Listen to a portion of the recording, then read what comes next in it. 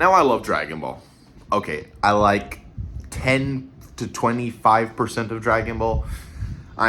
Whenever I say I love Dragon Ball, I'm talking about Saiyan Saga, Frieza Saga, and I get parts of early Dragon Ball. Those are the parts that I straight up love. Now, as for the parts that I think are good, I'd say Cell Saga and Buu Saga are good arcs. There are plenty of moments that I enjoy, but there's one problem that has always been bothering me, and that's the fact that no one dies in the show. And I know if everyone's going to be saying, what do you mean everyone dies in the show? Now, I'm talking about permanently dying. And I'm going to get a comment saying, oh no, but look at all these characters. No, I'm not talking about no side characters, no freaking, Frieza soldiers, no Cold, no freaking Cell. I'm not talking about any of the bad guys. I'm talking about the heroes. And no, Bardock does not count. So, the main issue comes to me is that I feel like there's an issue, there's like a meme in the Dragon Ball community where like, the group that waits for Goku to show up to save the day. The thing is, I hate that meme because the thing in the Saiyan Saga and the Frieza Saga, the fight before Goku arrives was honestly so much fun for me to watch because I just like looking at these characters fight. Like seeing Krillin like freaking throw the Destructo Disc or freaking Piccolo fight Frieza or Gohan do his little moments. Those were cool. But then, ever since the Cell Saga, like, the fight against the main villain just became, yes, I'll wait for Goku to do this, and when Goku doesn't do this, then we're screwed or something like that. It says a lot in the Buu Saga when, like, Krillin, Piccolo show up, like, join them to go fight Babidi, and then they immediately turn to stone. It says a lot. Now, as for my biggest issue is that it's actually not the fact that characters can come back to life. No, I actually think it was a great plot structure because that's how we got King Kai. That's how we got Goku going to.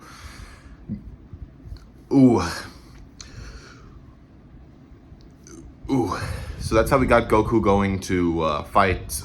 Get ready to fight the Saiyans. Everything worked in that arc. Same thing with the Frieza Saga. Piccolo couldn't come back, we wouldn't get good moments with Piccolo and such.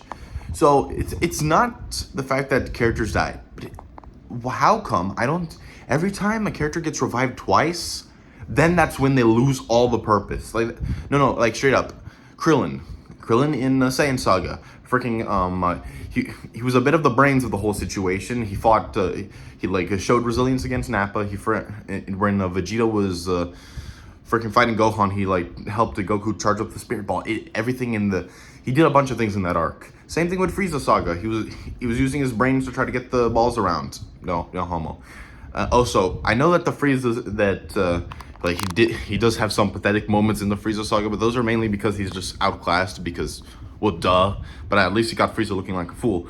But then right after that, that's where all the Krillin fighting moments disappear.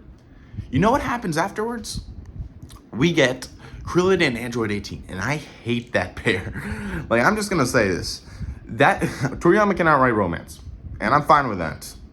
But if it's gonna be a central plot to the story, and you want me to freaking not get pissed at Krillin for that, you have to fix it up.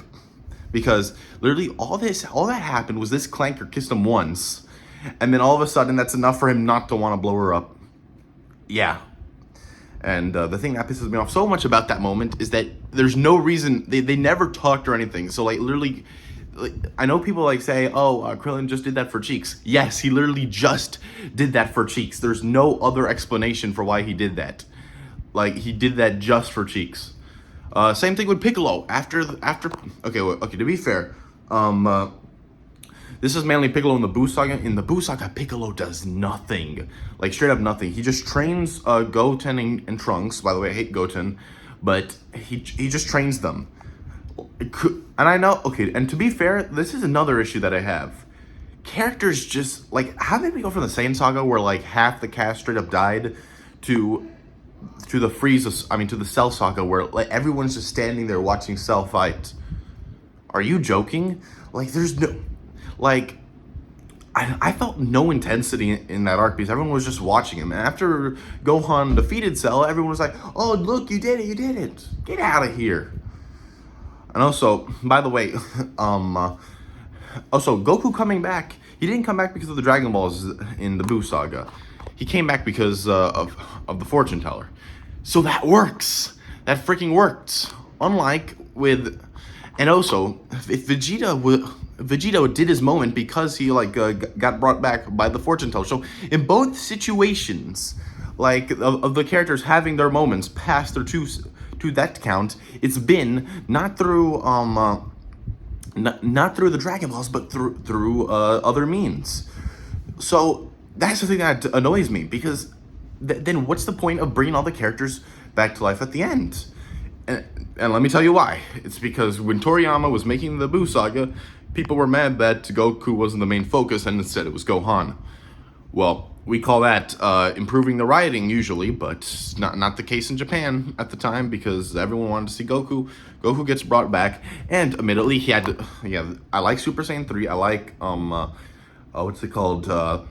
Everything to do with Majin Vegeta. That was great, but then it just all kind of went out of the window when Goku and Vegeta came back to life, and also of course Dragon Ball Super. But we're gonna ignore Super and GT because those series are trash.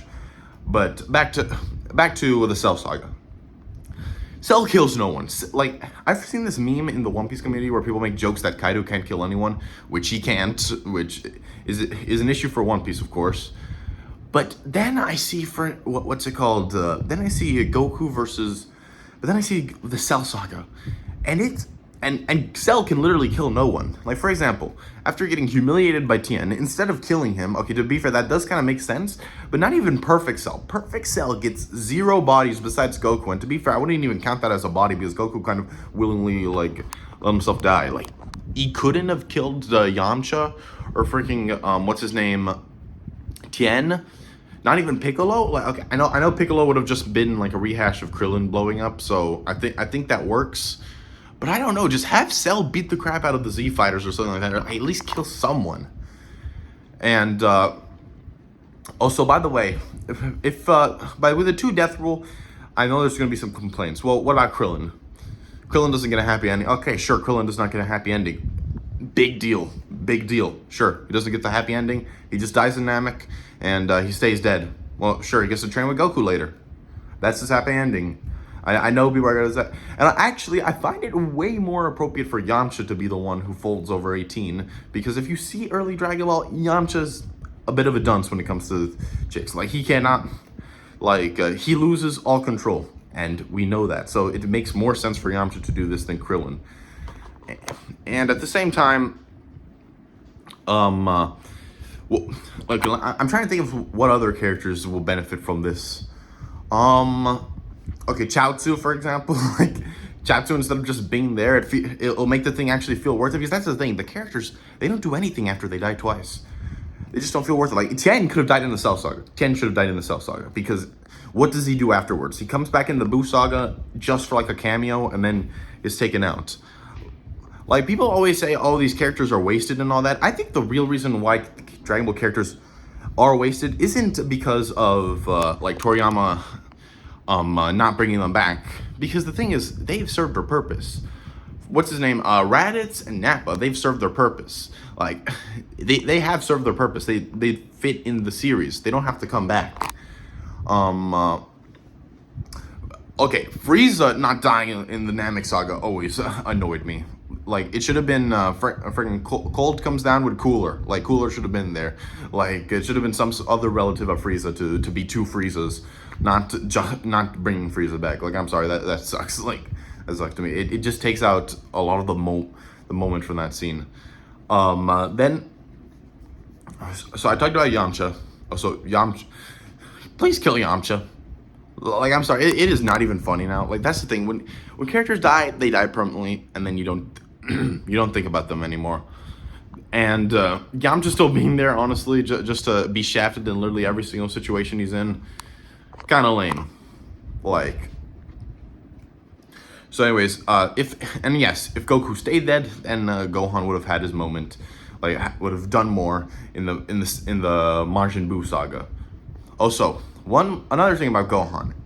I'm sorry, you are expecting me to believe that Gohan is just totally willy-nilly fine with everything. Like, also, especially with, I know everyone likes to go, oh, Ultimate Gohan is so cool. Get out of here. Ultimate Gohan is lame. You know why? Because it goes against everything about Gohan's character. He's not supposed to be acting like Vegeta. Sure, I understand why he'd act this way towards Cell, because he wants Cell to suffer, but but acting like Vegeta and going, I don't want to fight you, I want to kill you. Get out of here. So yeah, I've been bitching a lot about Dragon Ball.